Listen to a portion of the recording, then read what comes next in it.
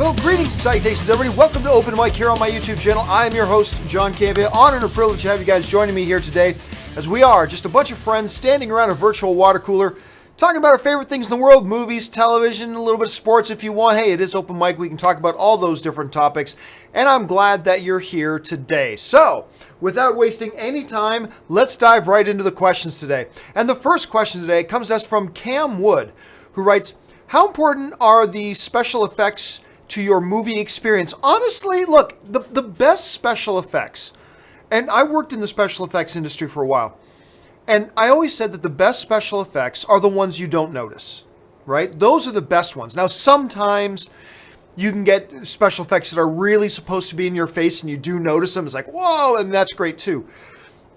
But honestly, they're not all that important to my movie-going experience, as long as they don't make me stop suspending disbelief.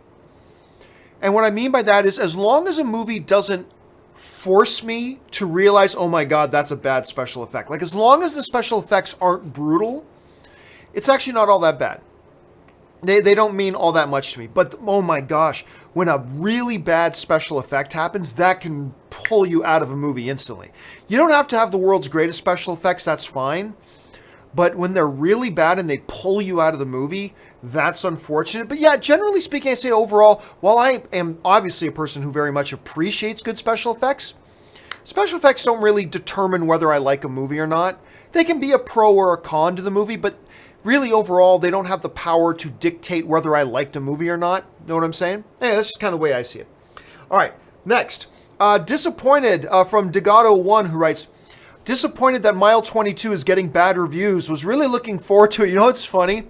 I read this one. I haven't seen it yet. I'm seeing it in a couple of hours. So I'll have my review on the John Campea show tomorrow. But I read this one great quote. I believe it was from the San Francisco Chronicle. And I believe the quote was, Mile 22 is like a bad dream about watching a bad movie. Let me read that quote again. Mile 22 is like a bad dream about watching a bad movie. Now look, we all had the feeling the reviews were going to be bad.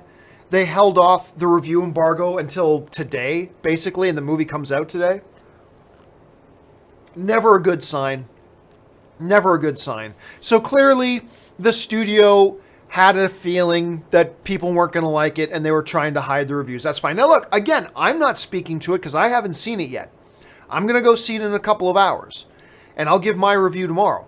But yeah, I thought that was pretty funny, and I am with you. I'm disappointed. I got a kick out of the trailers, and I like Mark Wahlberg with Peter Berg. Peter Berg's directing. Wahlberg and Berg have a great streak of great movies together. You got the dude from The Raid. I mean, it's got a lot going for it, but apparently it didn't work out that well. The last time I checked, it had like a 25%, so about 1 out of every 4 critics like it, about 3 out of every 4 don't like it, so not the worst ratings in the world, but certainly not good. But I'll let you guys know what I think about it tomorrow.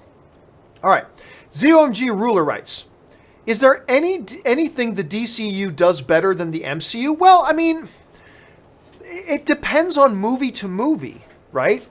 I don't think there's anything in general the MCU does better than the DCU. I don't think there's anything that in general the DCU does better than the MCU. It's a movie by movie basis.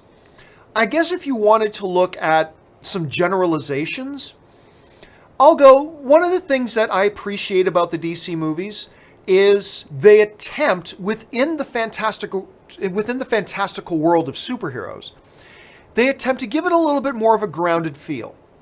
And I appreciate that. Now, don't get me wrong. I totally also appreciate the MCU's more fantastical approach to things. I do. But I also really do appreciate the DC universe trying to, within the fantastical, keep a little bit of a sense of groundedness to it. You know what I mean? In as much as you can about, you know, a man from Krypton with the power of the gods, and a woman who is a descendant of the Greek gods and has a magic lasso that makes you tell the truth. Like, within that realm, they try, despite that, to also maintain a grounded feel, and I've always appreciated that. And I think that is probably one thing, if we're talking in generalizations, that the DC universe does better than the MCU. But again, it's really a movie-by-movie basis, not a company-by-company basis, in my opinion. All right, let's see here. Dwight Schrute writes, false. I am funnier than Cosmo Kramer. So somebody asked me the other day, which television character do I think is funnier, Dwight Schrute or Cosmo Kramer? I said, I love Dwight Schrute, but Cosmo.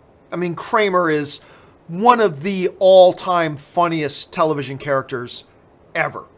Like, just unbelievable. Schrute is great, though. Dwight is wonderful, and in true Dwight Schrute fashion, false. Bears beat bees, or something like whatever it was. False. I am funnier than Cosmo Kramer. Duly noted, Dwight. Duly noted. All right, let's move on here. Chris Warden writes, yes, John, Tom Hardy and Logan Marshall Green are twins.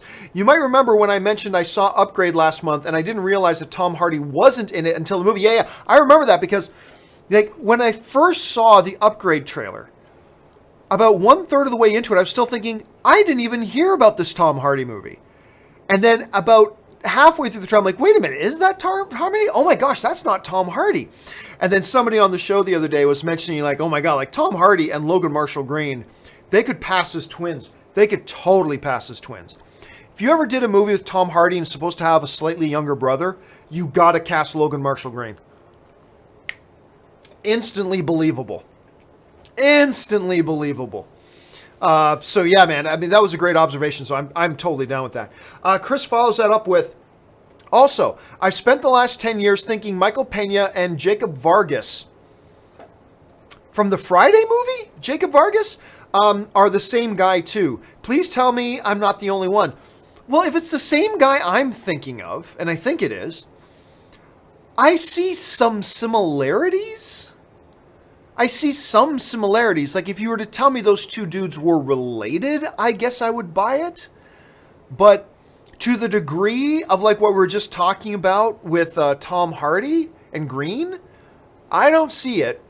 I don't see it. Maybe I just haven't seen the right movie with him in it or whatever, but I'll just be honest. I myself don't see that one. That one I don't see. Do you guys see it? Jump in the comments. Let them know what you think.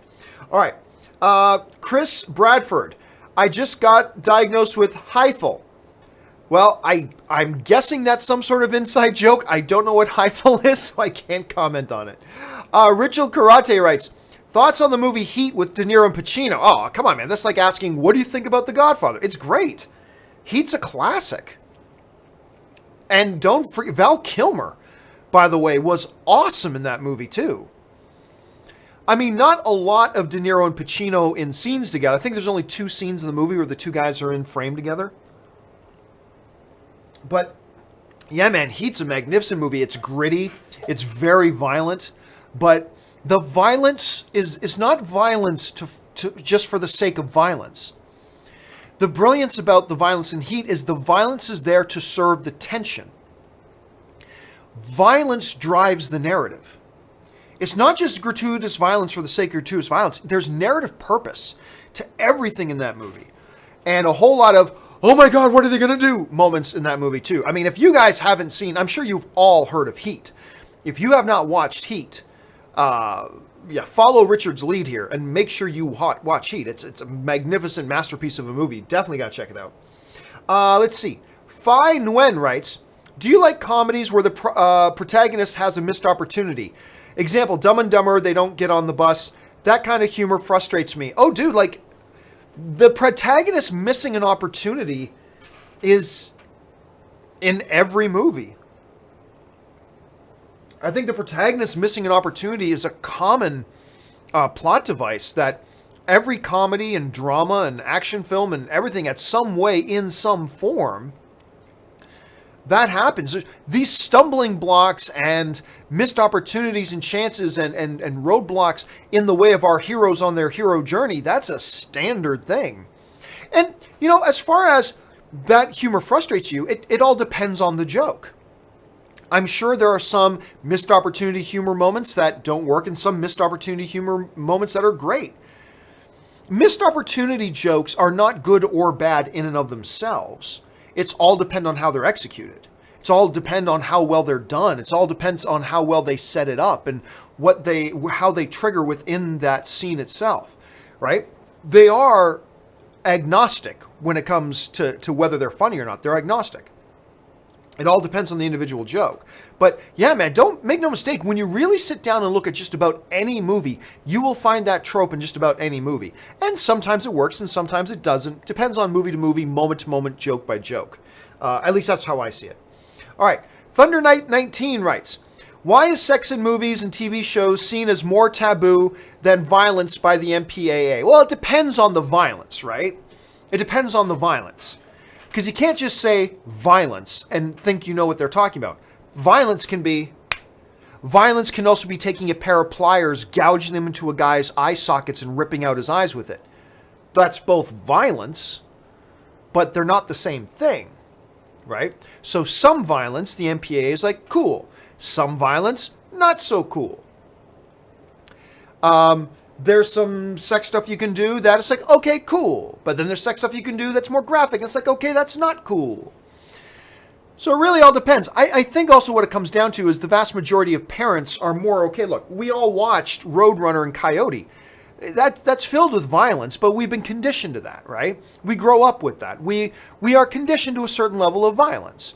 What little Timmy and little Sally are not used to is seeing a big dick come out on screen and some girl flashing her boobs. That is not something we are conditioned to. So a lot of parents will be, it's not just the MPA, it's parents in general, right? Like, I can let my kid watch Rocky punch Ivan Drago in the face, that's violence, right? That's violence. What I don't want to watch, have my kids do, is watch whatever the name of that movie was with Kevin Bacon, where it's him and the two girls and they have the threesome in the pool, right? I'm forgetting the name of that movie. But it's one of the most infamous scenes of all time. But I don't want my kids seeing that. I mean, so it's not the MPA, it's really parents. The MPA is just there to give a guideline or a suggested guideline for parents. It's like, hey, just so you as parents understand there's this and there's this and there's this. So not all violence is created equal, not all sex stuff is created equal, but there is more violent stuff that we are conditioned to since a young age, whereas a lot of the gratuitous sex stuff we are not. And parents, in general, feel a little bit more apprehensive about that than anybody else, so that's why the MPA follows those guidelines. Let's see. Richard Karate writes, whatever happened to the twin sequel triplets? Last we heard, Danny DeVito was trying to get Eddie Murphy on board to play him and Arnold's brother. Have you heard anything regarding this movie? Oh, it died a long time ago. Yeah, first of all, that was a movie that kind of had some life to it ages ago. Ages and ages and ages ago. Then it kind of fell off. But then there was this revitalization and some interest in it about 3 or 4 years ago. And it might even have been a little bit longer than that. But anyway, then there was some more talk about it. But then I think everybody realized, nobody's going to go see that movie. And so they scrapped it. So, yeah, that movie got scrapped a long time ago as far as I know. So, and it's a good thing. That's a movie nobody asked for. That's a movie nobody really wanted. I'm sure there are some people that wanted it, fine. But I think for the vast majority, nobody wanted it. It's way too shticky. And it would have been a disaster. I think it would have been an absolute disaster. So it just kind of was allowed to die on the vine, if you know what I'm saying. All right. Tacky75 writes, is Justin Bieber worthy of the Campea honorific good Canadian kid? Well, you know, it's funny. When you look at documentaries about Justin Bieber, he was just a good, solid kid. Just a good, solid kid. Until he moved to the United States. And the United States kind of ruined him. And I remember there was this one thing about, I guess Justin Bieber got arrested or something like that. And no, that was it. I think, if I remember right, and I might be wrong about this, I'm just thinking of this off the top of my head. There was a Canada-US hockey game coming up, right? And I think somebody in the US or one of the US teammates made a joke saying, loser has to take Bieber, right? And then somebody in Canada wrote, you broke him, you keep him. So I think that was the joke that a Canadian said to the American player. You broke him, you break it, you buy it. So that was the kind of thing. You know, and it is funny because when you do watch some of those documentaries, because there was a period of time when my wife was really into Justin Bieber, and she watched one or two of the documentaries. I watched them with her.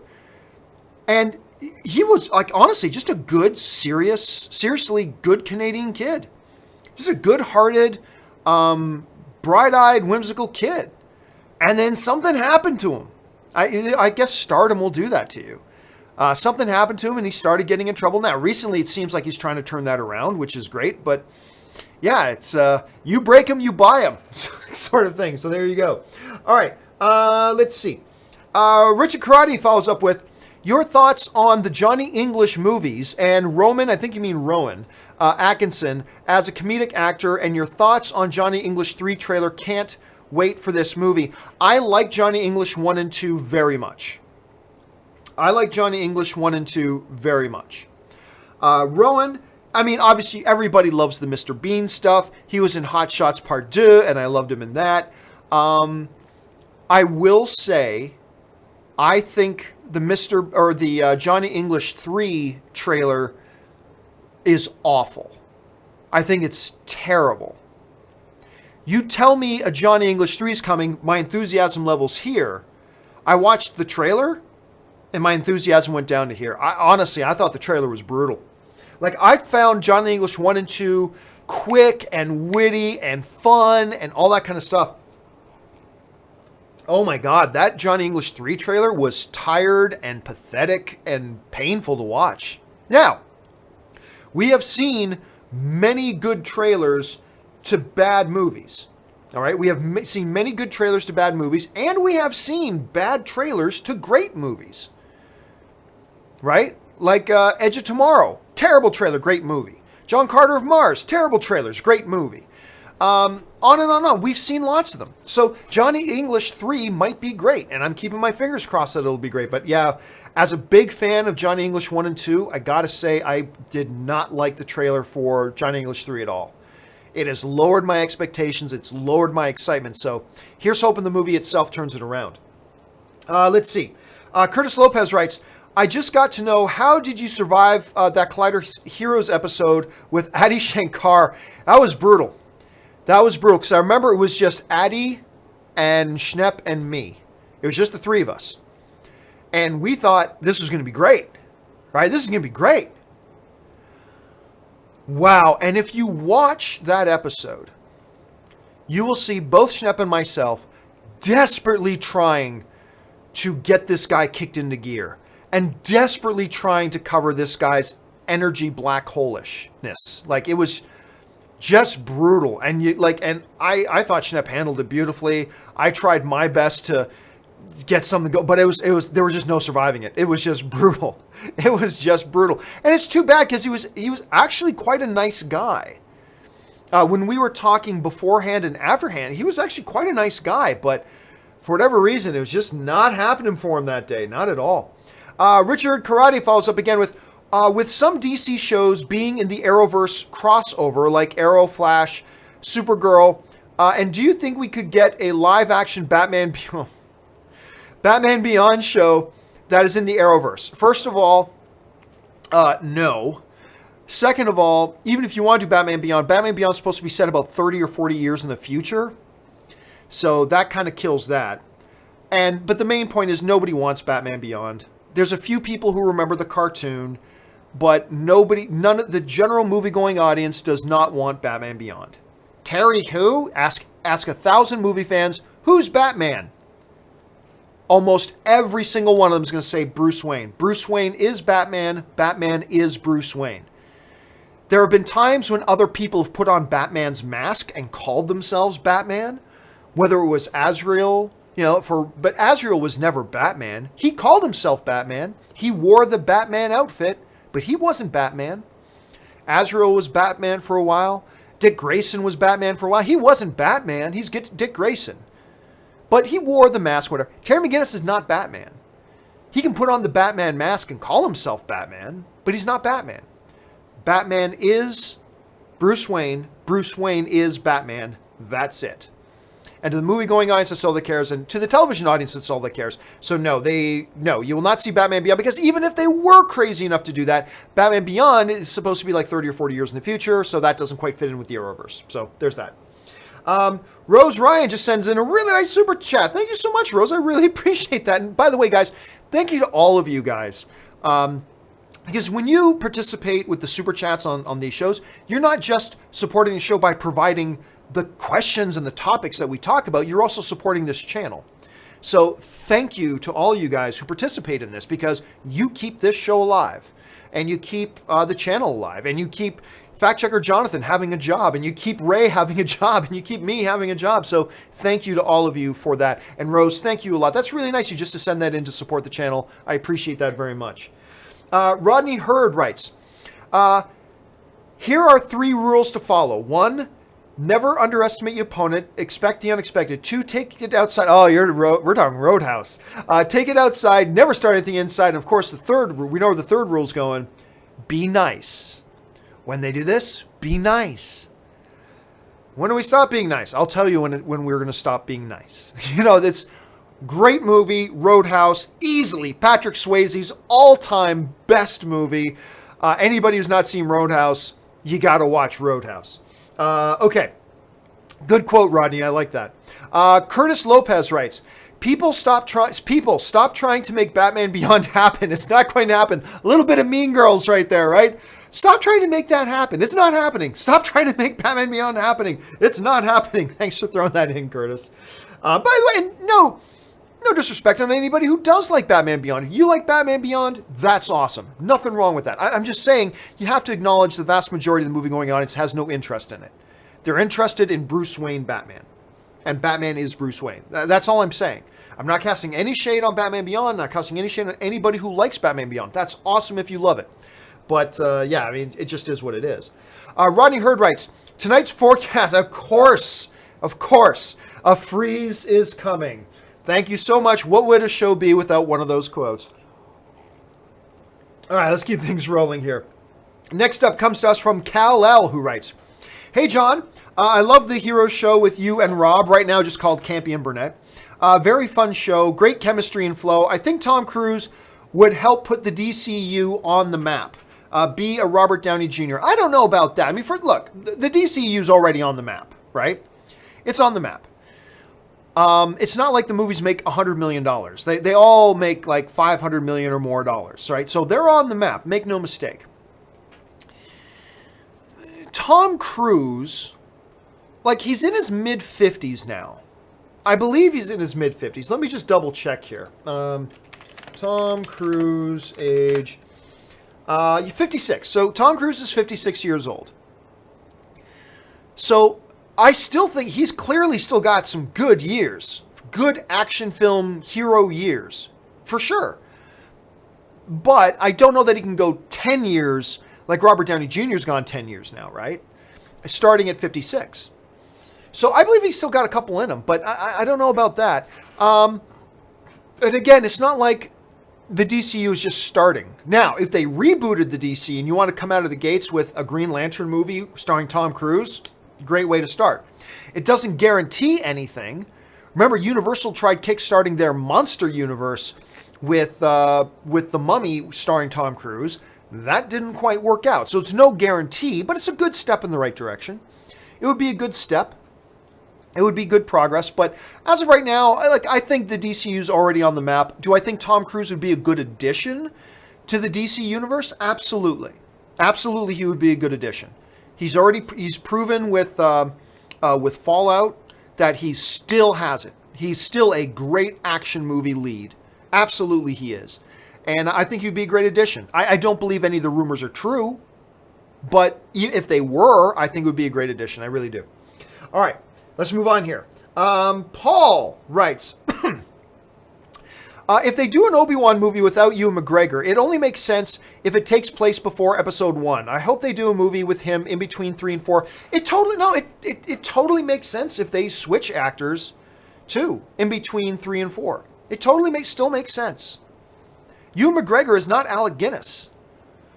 The only thing that truly makes sense is for Alec Guinness to be all of it. But that's clearly not possible by the dynamical laws of space and time in the universe. So that's obviously not possible. But we've already got multiple people playing Obi-Wan. Look, I made my position on this very clear. I think if they're doing an Obi-Wan movie, they should have Ewan McGregor play it. But I think it still works if they got another actor. This whole notion, one of the biggest lies that film fans believe is only so-and-so can play that role. Proven many, many times over that that's not true. You can replace actors because the character is the most important thing. Should they get Ewan McGregor? Absolutely they should. But can it work with another actor? Absolutely it can. So I'm with you. They should get Ewan McGregor. Ewan McGregor wants to do it. I honestly think they are doing it, and I already think he knows they're doing it, but whatever. But I completely agree that he's the one who should do it. But if for whatever reason he doesn't, this notion of, well, then it can't possibly work if it's not Ewan McGregor. Of course it can. Of course it can. And of course, it makes just as much sense as casting Ewan McGregor to be in the first place. 3 different time eras have 3 different actors portraying the character in each different time era. That makes sense. That works. I still think Ewan McGregor's better, but if they went that way, I'm totally fine with it. Let's see. Kal-El writes, shout out to Ray and fact checker Jonathan. Indeed, these guys do they do such great work. First of all, what happens is I write get the show notes all together and pick the topics and all that kind of stuff in the evenings. I send those off to Ray. And then during the John Campea show, well, actually, you know what? I have today's show all kind of queued up here. So, for instance, when the question comes up, blah, blah, blah, blah, blah, blah, blah, blah, blah, blah, blah, blah, blah, blah, blah, blah, blah, blah, blah, and I'm talking about all this kind of stuff, right? So the question comes up, and then you see these sidebars. Ray makes these sidebars. Or if you want, we can talk about the thumbnails that Ray usually puts together. Or, talk about these quote graphics or all that kind of stuff. So what happens is Ray pulls all that stuff together. So I send him what all the topics are. Once I get through, it takes me a couple hours, but once I go through and pick all the topics, I send them off to Ray. And then Ray in the evening gets all those graphics put together. And between the sidebars, the lower thirds, the thumbs, and the segments, because you guys noticed that a few months ago, we started putting up the highlight segments on my channel so that, hey, if you didn't want to watch the whole show and you just want to watch one of the segments of the show, we also section out and put up all the segments. So they're there for you to watch. Ray makes all the thumbnails for those segments. And then what happens is when I'm done the show in the morning, fact checker Jonathan takes that video show that we just did and works very quickly. He queues up all the different segments, edits out and renders out all the different segments, uploads them, tags them, whatever, and gets all those so they're there for you guys to watch and enjoy. And then sometimes when I do movie reviews or special stuff, Jonathan does the editing on that too. So these two guys do great work.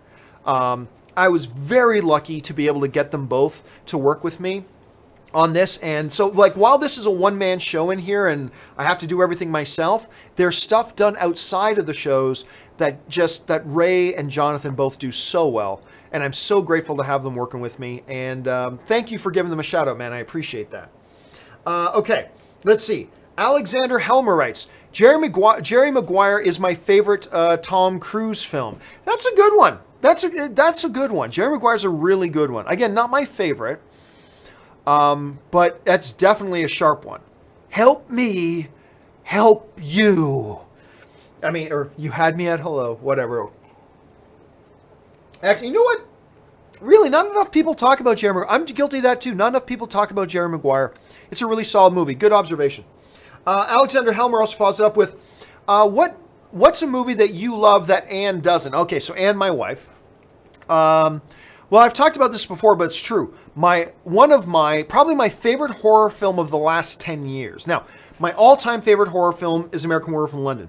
But my favorite horror film of the last 10 so years is The Descent. I love The Descent. I think that movie is freaky as hell. I love it. From the claustrophobia and the cave diving and the monsters and awesome movie. I love The Descent. Anne just thinks it's crap. It's really weird. Anne just totally thinks that movie's crap, which sucks because I love that movie. Nathan Oswald writes, one of my favorite con quotes.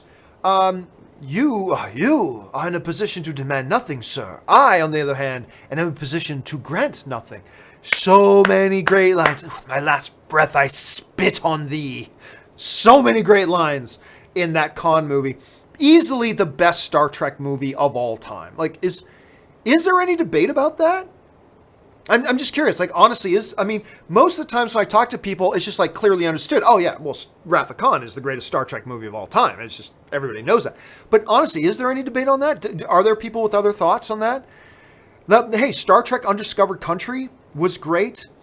But, I really like the JJ movies as well. But yeah, isn't it just kind of de facto understood that Wrath of Khan is the best Star Trek movie of all time? I'm just curious. Do you guys have a different opinion then? I'd love to hear it. Jump in the comment section. Let me know what you guys think. Nathan follows up with, who's the better villain, Khan or Q? Khan. Because Q's not really a true villain. Sometimes he's a protagonist, right? Star Trek has shown him both as sympathetic. They've shown him, really more than anything, they've shown him as very curious. And yes, even though sometimes he plays an antagonist, he's not always villainous. You know what I mean? He's not straight up villainous. And so, in the way you're phrasing the question, Nathan, I would say Khan is the better villain, because I don't even know that I truly look at Q as a villain, per se. Remember, Q could snap his fingers and wipe out the Enterprise, if he wanted to. If he just wanted to be a murderous villain, he'd just go, okay, you're all dead. He could do that. But instead, he's kind of a different character, which is one of the reasons I think so many of us have always been fascinated with the Q character, because he is that way. And I think it's just really cool. Let's see. Grandmaster writes, to say a pedo joke makes you a pedophile is wrong, as being a pedophile is the same as abusing children. Not all pedophiles do it. Also, not every abuse is committed by an actual pedophile. Pedophilia means one is sexually attracted towards children. That's horrible, but the pedophile chooses to do right or the wrong thing. The actions of a pedophile make him guilty or innocent. Well, my whole thought on the idiocy. Look, whatever position you take on the James Gunn situation, I respect. But the one thing I do not respect is the idiocy of even remotely trying to suggest that making a joke about something is the same as doing that thing. I'm not going to go into detail again. I myself was a victim of a pedophile when I was a kid. And if you ask me, hey, if somebody tells a joke, it's just the same thing as what that guy did to you, right? No, it's not the same. So shut up. Just shut up. Quit trying to push your agenda and just shut up. It's a totally idiotic, moronic, to vaguely even hint or suggest saying a joke about something is just as bad as actually doing that thing. You're making yourself look like a moron. You're making our species look like a pack of idiots. Shut your stupid mouth. Now, you can like or dislike to whatever degree the stuff that James Gunn said. I respect that completely. But don't you ever dare suggest to my face that somebody joking about something is just the same thing as them being that thing. You're an idiot. I'm sorry, you're an idiot. You are an idiot. Just look in the mirror, accept it, and move on. You're an idiot if you say that. So just to be clear on that. Anyway, let's move on. Dakota. I thought I saw Dakota. Where are we here? Okay, Dakota Barber writes, Predator is such a great action movie. It is. Dylan, you son of a bitch. Probably my favorite Arnold movie moment. Just a hair above Commando. So many great lines in that movie. Well, obviously, the best line in Predator is given to us courtesy of the former WWE star and former governor, Jesse the Body Ventura, who spits, ain't got time to bleed. Best line in that movie. What's wrong, Dylan? The CIA got you pushing too many pencils. I do a terrible Arnold. Never, just ignore my Arnold. I should never have done that. That was awful. But so many great lines. So many great lines in that movie. Kevin Kamaki says, can I draw you? Feel free. If you want to draw a good portrait of me, by all means. Nathan Oswald writes, John Candy died 24 years ago at 43 years old. Damn, yeah. I still remember. Every Canadian remembers where they were when John Candy died. Or at least remember the event of John Candy dying. It was awful. I mean, look, John Candy was clearly not the picture of physical health. We all knew this. Nobody fell out of their chair with shock when they found out that John Candy died the way he died. I mean, it wasn't a big shock, but it was a tragedy. It was such a comedic genius. whether it's SCTV, Planes, Trains, Spaceballs, you name it. John Candy was great. Uncle Buck. I mean, John Candy was so great. It's hard to believe it's been that long. It's hard to believe it's been that long. Dakota Barber writes, thought about going to see a Black Klansman again tonight, but went with Mile 22. Hope I made a good choice. You and me both, man, because like we talked about a little bit earlier, I'm not hearing good things. Not hearing good things. That doesn't mean it's not going to be good. It's just, right now we're not hearing great things about it. So here's hoping it works out. Murray Reich writes, eyes up, stay sharp. I cannot remember where that's from. You caught me on one. I cannot remember where that one's from. Rodney Hurd writes, tell me something, my friend. You ever dance with the devil in the pale moonlight? I always ask that of all my prey. I just like the sound of it. Clearly the key Jack Nicholson Joker quote from that movie. That and my other favorite one is when he's over the burnt body. I'm glad you're dead. I just love the way Jack says that. But another great quote from a great movie. Grandmaster writes, John, just for fun, take a guess how many Oscar nominations John Williams has. I could not believe it when I found out. Just ridiculous, but all deserved. I believe it's 26. Hold a second. Oscar nominations. Let me pull it up. Let's see. 1, 2, 3, 4, 5, 6, 7, 8, 9, 10, 11, 12, 13, 14, 15, 16, 17, 18, 19, 20.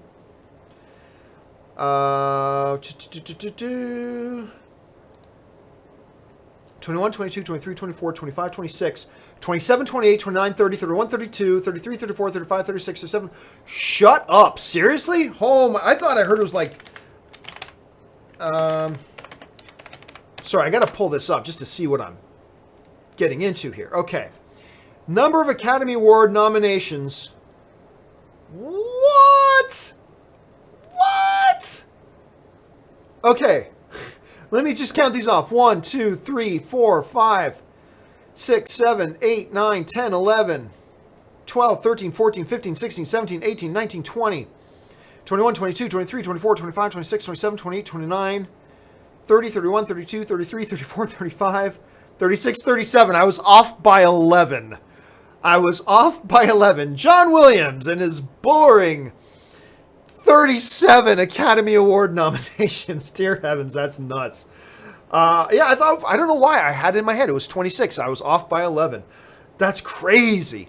Let's see. Ben Hayusa writes, every time I see that scene in Batman and Robin where Batman's sliding down to a flying dropkick, I get the Flintstones theme in my head.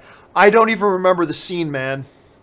I don't even remember the scene, so I can't, because it's been a long time since I've subjected myself to watching that movie, because I don't hate myself. But it's been a long time since, so I don't remember the scene, but getting the Flintstones scene, that's pretty funny. Okay, Jeff Ning writes, Helios and Matheson stock, that's the company that owns, that's the MoviePass company. Stock price at close 3 cents. Get a will, please. Gosh, really? Was it all the way down to 3? Hold a second. Helios and Matheson stock price, it closed today at 3 cents. 3 cents! Oh, dear heavens. 3 cents. There we go. John Harrison writes, hey, John, bought Guardians of the Galaxy 2 today for my mom to watch. She asked me if she had watched the first one. She has. Have you ever had a moment like that? Where I'm watching a movie and I can't remember if I've seen the original or not? I don't think I have. I know Anne has. And I remember we've talked a couple times, like watching a movie and go, oh wait, did I see the first one? Like that sort of thing. Movies have just always been such a central, important thing to me that that hasn't happened to me, but it happens. I mean, I don't think that's completely unusual that it happened for your mom, but it happens. I think it happens to Anne. I think it happens to a lot of people. Just not probably to a lot of us who are so, like, movies are so important to us. But yeah, I think it happens to a lot of people. All right. Pete Cheek writes, have you seen Del Toro's film Cronos? If so, thoughts? No, I have not. Let's see here. Let me just double check to make sure. No, No, as a matter of fact, I have not seen that film, so I have no thoughts on it. But yeah, no, I haven't seen it. Let's see. Styler Manu 1 writes, in Blightly, we have dry popcorn that's sweet or salted. Your recent description of butter popcorn makes me reminisce about trying it in Toronto. Oh yeah, man, like seriously, I am all about butter on popcorn. I can't have popcorn without butter. I mean, like I like cheddar popcorn too. That doesn't have butter on it. I like caramel corn, but whenever I'm getting just straight up popcorn, I gotta butter it. And I gotta butter it to an unhealthy amount. So much so that I stick a straw down to the bottom of the popcorn bag or barrel, stick the butter dispenser in the other end of the straw, and start dispensing butter at the bottom and slowly start pulling the straw up to evenly distribute nice, rich, delicious butter all throughout my popcorn. It's totally unhealthy, but it is what it is. I can't even imagine going to a movie theater, dude, without my buttered popcorn. Cannot even imagine it. Styler Manor writes, I did medical elective at Mount Sinai Hospital, Toronto. Oh, you had like an elective surgery in Toronto in 2000? Great hospitals. Great hospitals in Toronto. Like, I'm a Hamilton guy, but Toronto does have some magnificent hospitals. And I'm not familiar with that one off the top of my head, but I know they've got some terrific hospitals there. It's a great city, isn't it? I love Toronto. Barth Revan writes, you don't think that Conroy and Hamill count because they do voices and no physicality. But if you watch them in the recording booth, you see that is not the case. Mark really, it doesn't matter. That's irrelevant. I don't care. Mark Hamill can do this while reading his lines. It doesn't matter. That doesn't come on screen. It doesn't matter what they do in the sound booth. It's not the performance you're seeing on screen. An actor physically playing a role is two things: the delivery of the dialogue, the expression of them doing it, and the physical performance. That's all goes into it. So no, I don't count Conroy or Hamill because they don't do they don't do half of the job. I don't care what they do in the sound booth. You know, I mean, for all I care, Mark Hamill, who's awesome, can be using a hula hoop the whole time. It doesn't matter. That's not what's on screen.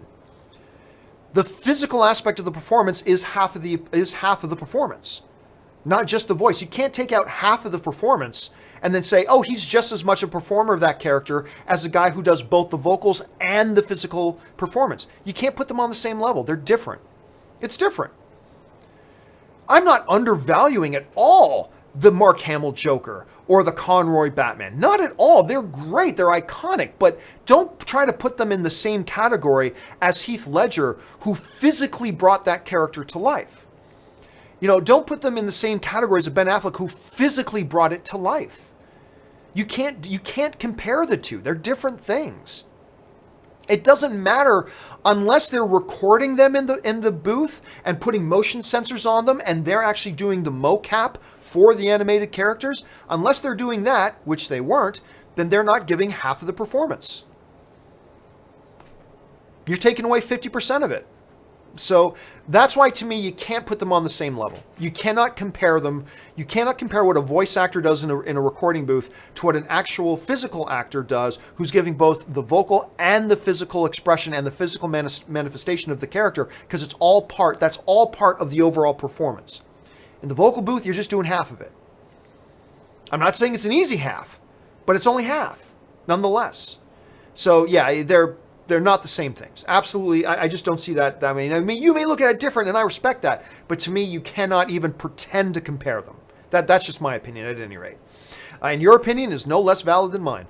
All right, Styler Manor writes, confession, I wasn't looking at the Ultron hot toy during the Campea and Burnett show. A picture on your desk captured my attention. Slave Leia costume. Yeah, I keep a picture. Actually, it's funny. I got a bunch of comments of this. I keep this picture on my desk. My wife gave me this picture. My wife does a lot of cosplay, and it is my wife. She actually made up this costume. It is a cross between Princess Jasmine and Slave Princess Leia. And it's a great picture. It's a great costume. I loved it. So I keep this on my desk. And also to go along with the costume, she's got this big Jabba the Hutt, and she carries it around with a chain from her neck going to Jabba. but Jabba is painted all blue like the genie, and she painted a goatee on him. So it's a pure mix performance of Jabba the Hutt and Jabba and the genie. So it's a mix of Jabba and the genie to go with her mix of Princess Jasmine and Princess Leia at the same time. It's a great picture, but yeah, it's funny. Sorry, I just gotta do something here. There we go.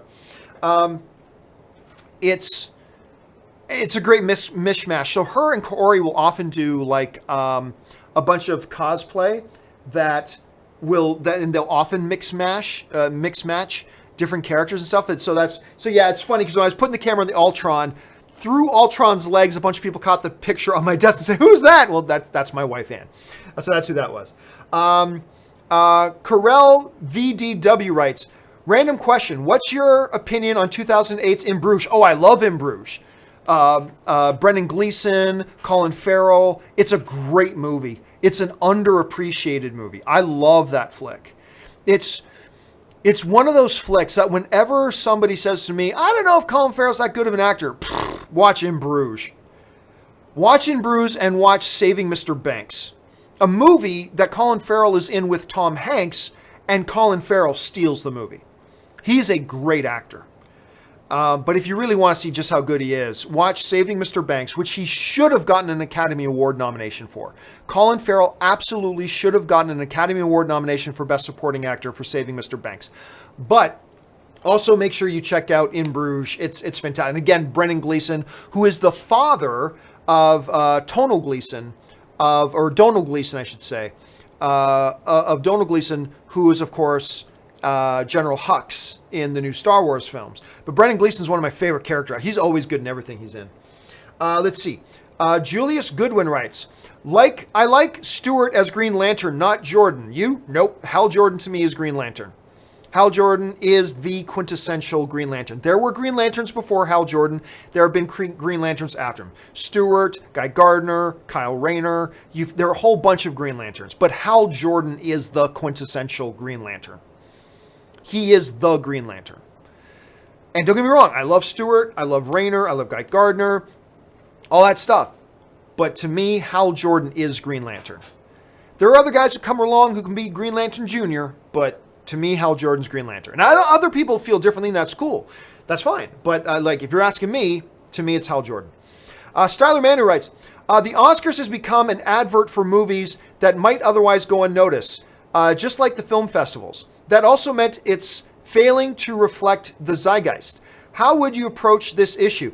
The Oscars isn't meant to be an advert for films that might otherwise go unnoticed. The Oscars is meant to be a celebration of excellence. Whether that means the movies that are getting nominated are all movies that nobody's heard of, or whether they're like years that Django Unchained got nominated, whether it's years that a bunch of successful films get nominated. It's supposed to be about excellence. And that, when looking for excellence, it should completely discard whether something's popular or unpopular, whether it made money or didn't make money, whether it's part of the collective pop cultural consciousness or not a part of the collective pop cultural consciousness. It doesn't matter. It should only be about excellence. And that's what they try to do. But with this whole thing about best popular movie nonsense, fucking vomitous. Just absolutely, it makes me want to puke. They're being so stupid about this. Anyway, Alex Ramirez writes, between Mad Max Fury Road and Captain America Civil War, which would you feel edges out the other in terms of their action sequences? Ooh, Civil War. Yeah, I mean, don't get me wrong. Mad Max had some fantastic action sequences. Absolutely great. One of the best of the past number of years. However, you also pulled out another film that has one of the best in recent years, but I just think a little bit higher. I mean, because look, when you're looking at, especially that airport scene is just one of, it might be the greatest action sequence in comic book movie history, but it's one of the best action sequences in movie history. Not the best, but it's got to be up there in the conversation with a few other films. It's everything. It's exciting. It's heart-pounding. It's got great dialogue in it. It's got humor in it. It's got a high entertainment value. It's got shocks and awes in it. It's got, with a dramatic ending to the action, with Rhodey falling out of the sky. Just some terrific, terrific stuff. So I will give the nod, personally, I'll give the nod to Captain America Civil War. But then again, the action is so good in Mad Max Fury Road that I wouldn't argue against anybody who picked that one. But I'm just saying, for me, I'm going to go Civil War. All right, next one. Derek Anderson writes, fun fact, Nick Castle, who played the Shape in Halloween 1978, directed The Last Starfighter. Did not know that. I love The Last Starfighter. Oh my God, there's an attempt going to get a sequel made or a reboot. I can't remember this point, but man, The Last Starfighter is absolutely a movie that should get rebooted. Absolutely should get rebooted. That's such a great movie and would so benefit from modern visual effects and all that kind of stuff. What do we do now? We die. Oh, I love The Last Starfighter. Love that movie so much. Good fact there, Derek. I like that. Marie Seifring writes, hey, John, how do films get selected to be in film festivals like Cannes or Sundance? Thanks for all the hard work you and your staff do. Well, generally speaking, the same is true for most film festivals. Film festival will open up a submission window. Like say, for the next 3 months, starting from this date to this date, you can submit your films. So you submit your films. Sometimes they'll have other requirements, like you pick a category you want to submit your film for and blah, blah, blah. Then the film festivals have committees that review the films, and they go through a selection process, and they select which films get to be a part of their film festival. And I remember I had to go through that process. With my movie, Prince of Peace, I did a documentary called Prince of Peace, God of War. It got into several film festivals, which I was really excited about, including the San Diego Film Festival. And I remember I actually premiered my movie. Well, I premiered it at a private screening in Toronto. But my festival premiere was at the San Diego Film Festival. I premiered my film there. And it was great, and I was really excited. It got selected in about 5 or 6 different... I think I submitted for about 12 festivals. I got into 5 or 6. But on a much bigger scale, I still think that's generally speaking how, the bigger festivals like Cannes and Sundance, something like that, works. You submit, it goes through a committee, and there's only so many, available slots, and you got 10,000 films being submitted. So, and hopefully you get to be in there. And that's why even just getting into a film festival, a lot of these little movies will put those, like the festival laurel, say official selection of the 2012 Venice Film Festival or something like that, right? Because it's an honor just to get in. So yeah, there's a committee, they review, they pick the films, and away you go. Hope you found that helpful, Marie. All right, Jared, where'd Jared go? Jared Vester writes, have you seen Prince Avalanche with Paul Rudd and Emile Hirsch? Love the movie and made me realize how great of an actor Paul Rudd really is. I'm going to be straight up honest with you, unless I'm forgetting with Prince Avalanche. Unless I'm forgetting it, I don't think I've ever seen it. A 2013 film. I'm going to be honest with you, I never even heard of it. Straight up, I've never even heard of this movie. And it was directed by David Gordon Green. And I've never heard of it. Directed by David Gordon Green, and I still never heard of it. Huh. Now, David Gordon Green has done like a lot of TV stuff too, like Eastbound and Down. He's done like Vice Principals. He did Pineapple Express. He did Your Highness. He did like a lot of that genre stuff. And I've never heard of this one. Thanks for putting that one on my radar, Jared. Never saw it. Dylan Trost writes, Sebastian is Snoke, okay? Barth Revan writes, if movies like Dark Phoenix or New Mutants come out after the Disney deal is finalized by the government, who gets the box office, Disney or Fox? Well, follow the logic through. If Disney owns Fox, then the money goes to Fox, which is owned by Disney. So either way, it goes to Disney, right? Either way, it goes to Disney. If it happens post If the movies come out after the merger is approved, and that could take another year, maybe a little bit less, maybe a little bit more. But then either way, it goes to Disney.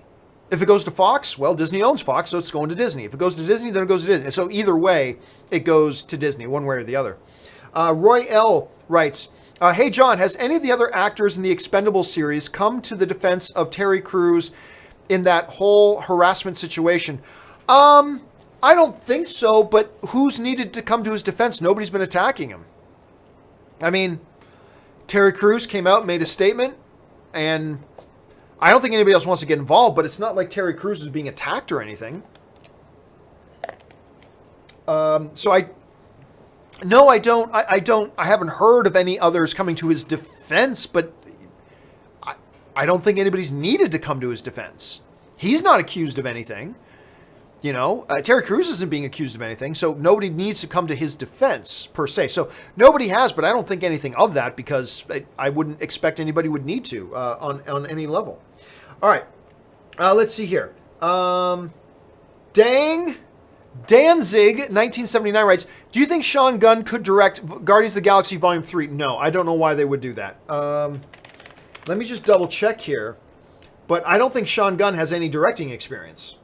I could be wrong about that. Let me just double check. Nope, he's never directed anything. So I don't know why. Just because you're somebody's brother, you're going to hand Guardians of the Galaxy 3, a huge multi-$100 million project, and give it to a guy who's never directed anything? Yeah, I don't think so.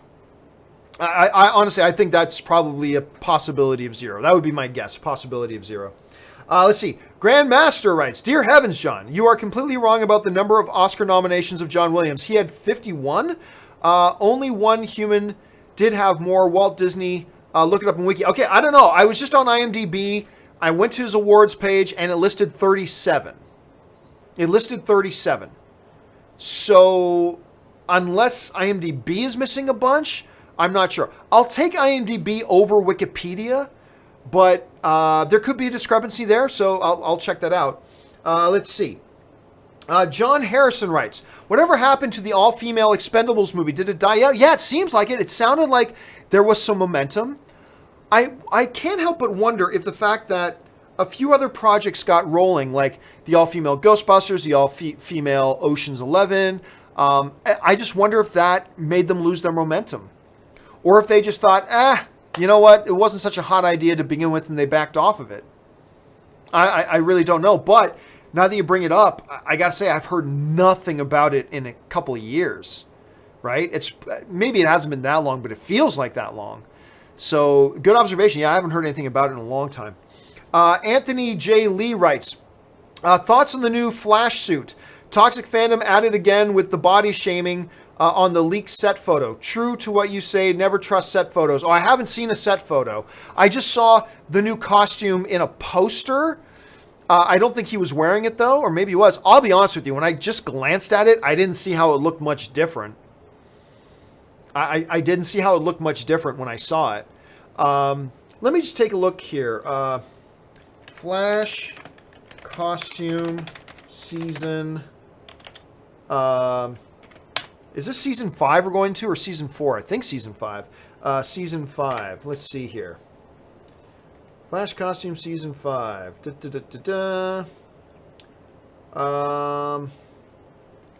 First look at Barry's new super suit. All right, opening it up. Yeah, I don't see any set photos. What I am seeing, I'll show you guys what I'm looking at right now, just so you can get an idea. Let me just see if I can get it. There it is. Okay. I'll just show you guys what I'm looking at now. I'm looking at this particular image. And honestly, at first glance, I don't even notice any difference. I don't. Like, right off, just looking at it, I'll come over here. Just looking at it here, I honestly, off the top of my head, I don't see any big difference. Like, I don't know. Did his skull cap not have, like, the lightning bolt on it before? I don't know. The bicep protector? Maybe? I don't know. I look at it and I see a Flash costume. That's a Flash costume. But what I have not seen, maybe one of you guys can send a link or something like that. is this set picture. I haven't seen that, so I don't know what we're talking about there. Kyle McKessel writes, do you believe that MoviePass will be remembered like MySpace as the company that started the trend? But it didn't. MoviePass didn't start the trend. Cineworld did. Cineworld's been doing it for almost 10 years. Now, those of us who are in North America, we may not know about that, but everybody in the UK knows about it. Cineworld is a big theater chain who, by the way, owns Regal now. Cineworld owns Regal now. But Cineworld has had this, like, roughly $20 a month, unlimited movies deal for almost 10 years. And I remember when I was still working at AMC was studying the Cineworld model. They were studying it. Like, some people think, oh, AMC just had this idea one day to launch A-List and they just did it the next day. No. AMC's been studying it for like 5 years. AMC moves very, very slowly. They're very meticulous.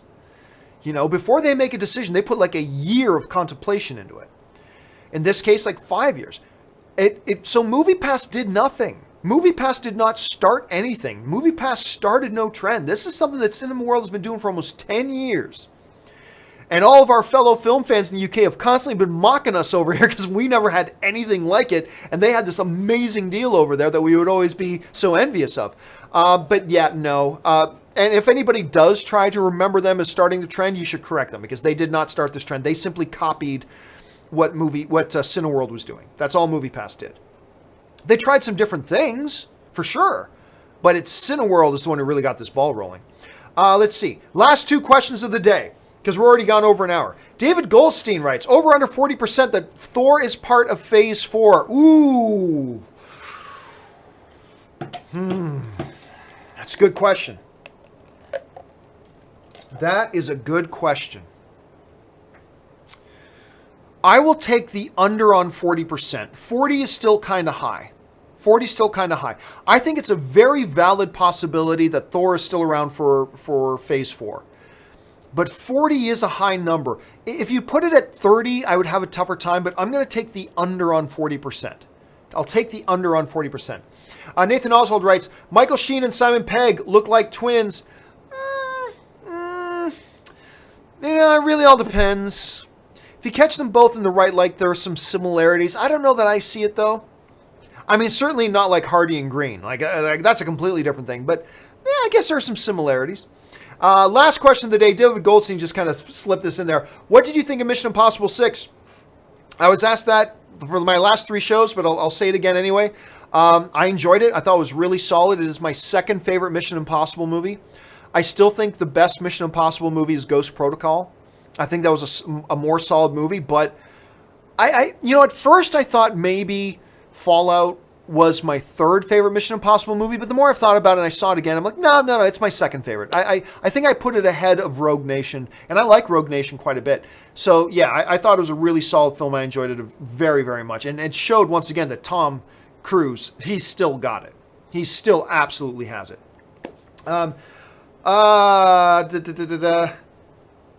Let's see. I looked up on IMDb, even there, John. All I can tell you, Grandmaster, is that I had it open, I counted down, and I counted 37. So I don't know whatever else you're looking at or what I'm looking at, but I'll take your word for it. I really don't care. I don't know why you're making an issue out of something that I just pulled up quick on a screen and did a quick count, and why you're making an issue out of it. I don't care. It's a big number. Either way, it's a big number. So, and John Williams, I think we can all agree, is just simply the man. All right, guys, that will do it for today's installment of Open Mic. Thank you so much for being here, guys. Don't forget, we'll be back again tomorrow with the John Campea Show, going over all the new movie news and all that kind of stuff at 9 a.m. tomorrow morning. Please make sure you join us there. And by the way, guys, in case you missed it, Campea and Burnett, me and Robert Burnett doing our show. We did our show last night. It's up on my channel right now. Go check that out. We had a lot of fun showing off that Ultron toy too, which is just massive and so gorgeous. I just love that thing that Rob brought. Anyway, that'll do it for now, guys. Thanks a lot for joining me. My name's John Campea, and until next time, bye-bye.